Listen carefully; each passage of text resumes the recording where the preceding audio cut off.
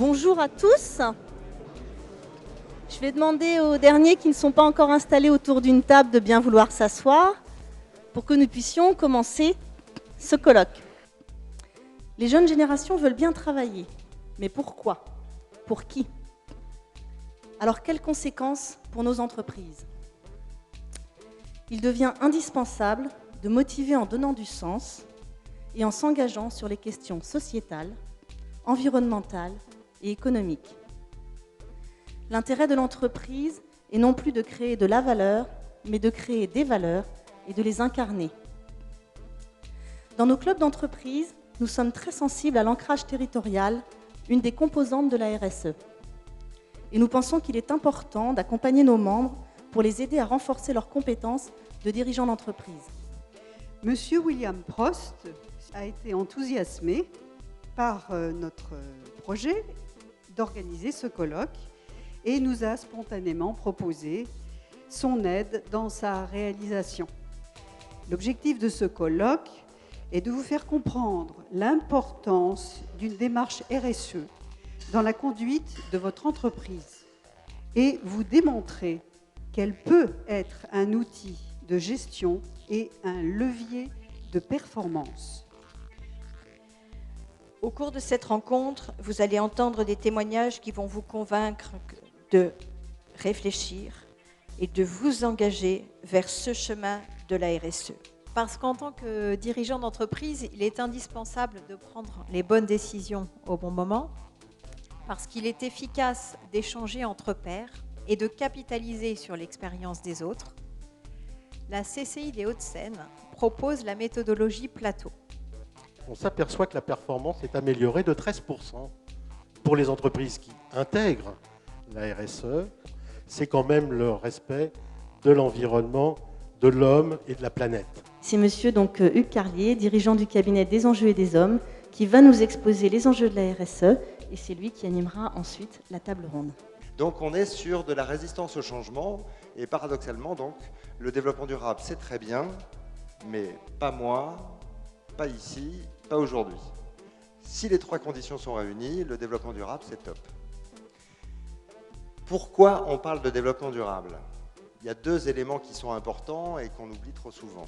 C'est le premier, ce que vous avez sous les yeux, c'est-à-dire l'explosion démographique qu'on a connue au XXe siècle.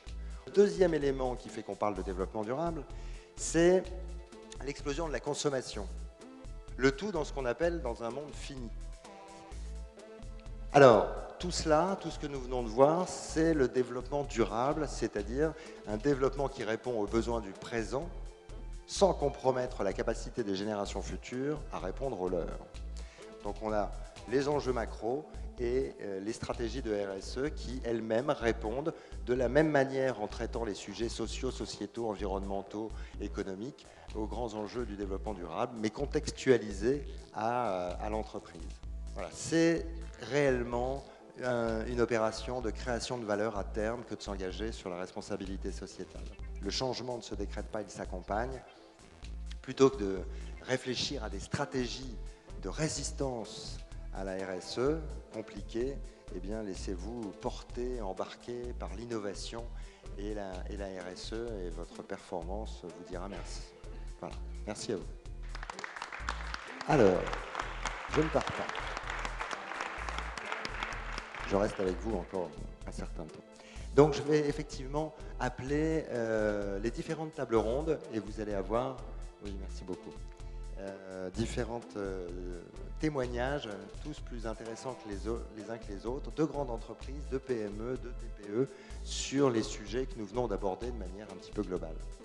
Donc pour démarrer, je vais appeler une seule personne, mais très importante évidemment, Amandine Peppers Inforeg.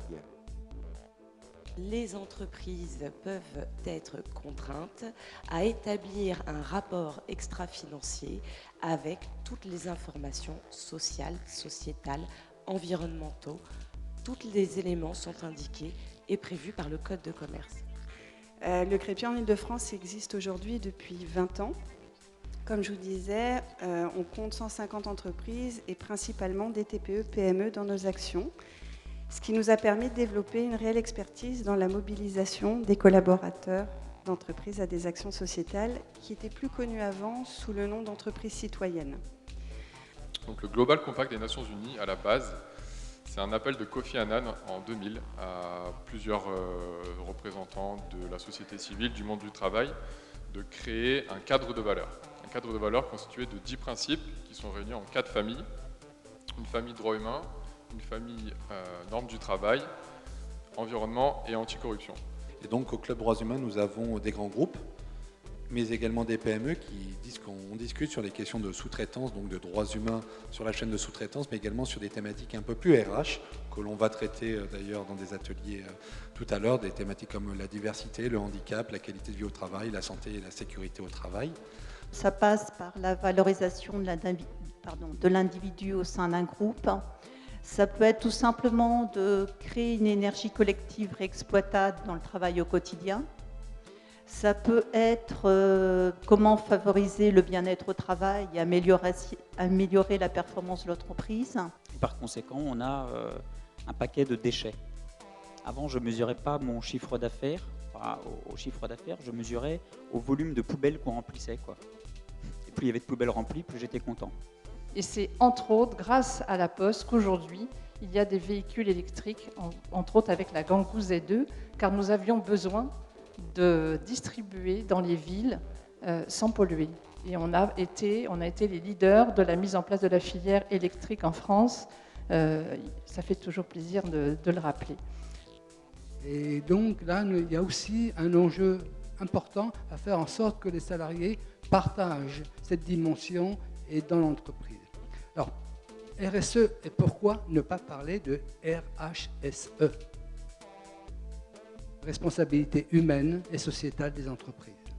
Je pense que c'est un concept qui pourrait aussi parler aux salariés. Et donc, dans RHSE, il y a RH, il y a DRH. Il y a direction des ressources humaines, direction des richesses humaines, ou pourquoi pas passer de la gestion des ressources humaines à la gestion humaine des ressources. Chaque salarié était considéré et c'est là qu'après le RSE a découlé, entre guillemets, surtout la partie sociale et humaine, parce que des moments où vous considérez et vous respectez vos salariés, il y a beaucoup de choses qui viennent tout seuls. Alors sur la diversité, donc je vous le disais, donc on a une présidente qui est un président qui est une présidente. Sur les 425 000 salariés, on a 60% de femmes. Voilà, c'est normal parce qu'on fait la cuisine, tout ça, mais non, c'est pas normal. Et parce qu'on a un petit effet sablier et dans le comité exécutif du groupe, on a 40% de femmes dans le comité exécutif du groupe, ça c'est déjà moins normal. Et dans les cadres dirigeants, 35%. Et l'objectif, c'est d'arriver de 35 à 40% en 2025. Au niveau de la RSE, on a beaucoup réfléchi comment est-ce qu'on peut développer notre ancrage territorial et comment est-ce qu'on peut avoir une responsabilité sociétale auprès des PME avec lesquelles on travaille dans tous les pays du monde.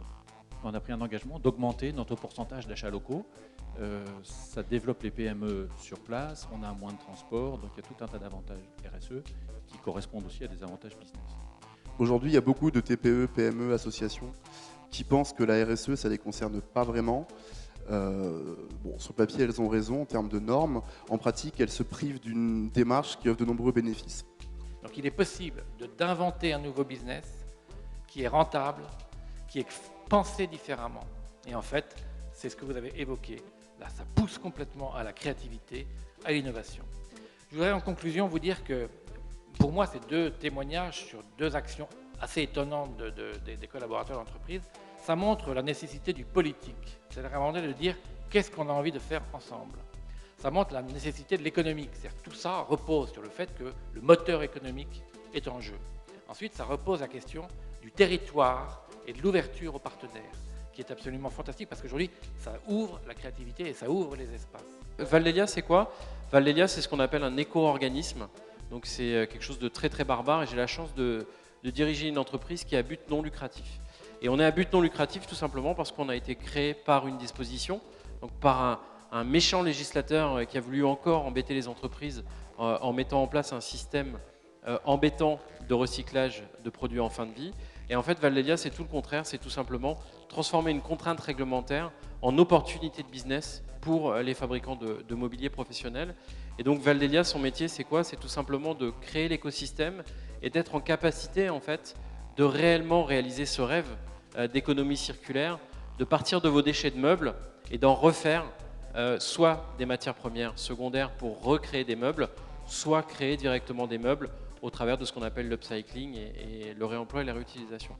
Le troisième axe, c'est celui de l'invitation pour les collaborateurs, donc le volet, on va dire, plutôt communication interne, très important parce qu'on ne peut pas fédérer les collaborateurs si on ne leur explique pas et si on ne les invite pas à participer et à toucher du doigt un certain nombre d'actions RSE. Donc on a eu l'idée ensemble de mettre en place ce qu'on appelait le grétomètre, Grét comme de good à great, donc un grétomètre où on mesure chaque année combien on a d'interactions avec toutes nos parties prenantes, aussi bien avec nos clients qu'avec les associations de patients, qu'avec les journalistes et aussi entre nous en interne.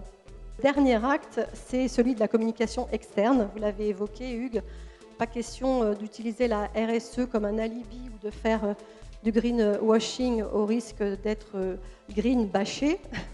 Et je me suis dit, à moi, ma responsabilité, c'est vraiment d'exploiter ces nouveaux territoires de marque, parce que c'est un territoire de marque, la RSE, pour essayer de convaincre que l'industrie pharmaceutique, ce n'est pas uniquement ce que l'on lit dans les journaux aujourd'hui.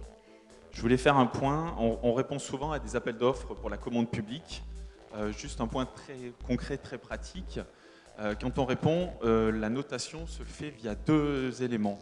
Tout d'abord, il y a l'élément prix, enfin tout d'abord ou en deuxième, après selon les appels d'offres. Il y a l'élément prix, il y a le mémoire technique. Et dans le mémoire technique, il y a des points qui sont attribués pour la démarche RSE.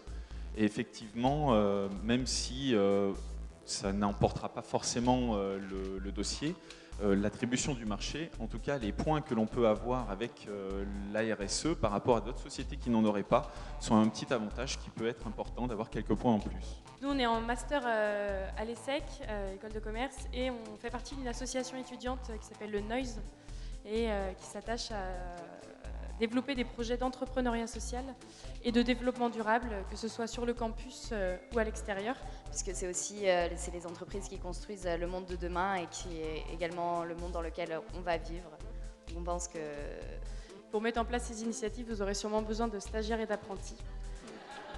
Alors on sera sûrement là-bas tout à l'heure pour vous répondre. Merci beaucoup.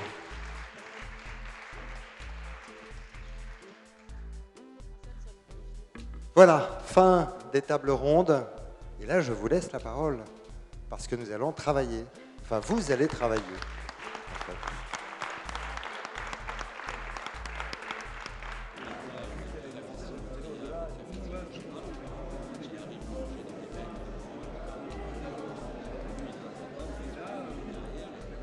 Dans toutes ces initiatives, et il y en a, hein, je les prends toutes, et elles vous seront toutes remises en forme. On a 6 fois plus de coopération quand on a une démarche RSE que quand on n'en a pas. Et en fait, quand on a parlé de changement, moi je crois que le maître mot, c'est aussi coopérer. Au-delà de collaborer, c'est de coopérer. Coopérer avec les autres, s'ouvrir, faire de l'open innovation, vous l'avez dit aussi. Et donc, 6 fois plus de coopération, ça c'est un chiffre important. C'est sûrement là aussi un levier du sujet de RSE. Donc c'est un bon travail, que ce soit sur la réduction des déchets, l'amélioration du transport, la qualité de vie au travail. On voit bien que les thématiques sont posées, moi j'ai l'impression, parce que vous avez été studieux, vous avez remarquablement travaillé. Lorsque vous quitterez ce lieu, vous aurez, j'en suis sûre, compris l'importance de la responsabilité sociétale de l'entreprise. Parce que plus qu'une responsabilité, c'est un engagement. Nous avons prouvé, nous, club d'entrepreneurs, notre volonté de respecter, entre autres, cet engagement. En tant que citoyens, nous sommes tous les maillons d'une chaîne solidaire dans laquelle l'éthique dont parlait Marc tout à l'heure et les droits de l'homme ont une place prépondérante. Si je devais conclure avec un seul mot, je choisirais respect, car il englobe tous nos engagements, respect de l'autre, respect du bien commun et respect de l'environnement.